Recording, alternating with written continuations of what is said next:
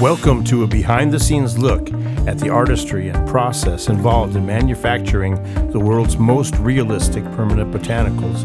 We'll start with cutting the fabric into the shapes of the petals of the flower. Each petal has its own shape and size, so die-cutting tools for each petal type are created to use in this process. The edges of the petals are all going to get the same color, so the dye is applied to the whole stack at once.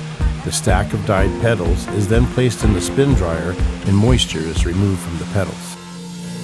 The petals are placed into a special steamer for steaming the dye into the fabric. This machine is used to stamp the petal down, and the pressure creates the shape and texture onto the fabric using the mold form that's inside. Next up, curling the edges of the petals. Now that the petals are dyed, dried, shaped, and curled on their edges, we're ready to assemble the flower head.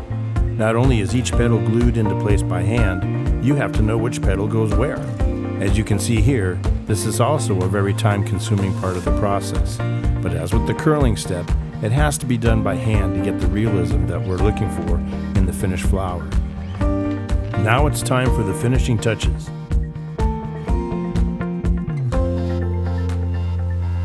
The final step is putting the flower head on its stem and adding the foliage.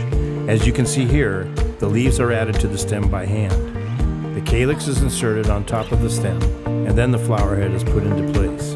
When we're done with this step, we've got a permanent rose that looks just like the fresh one.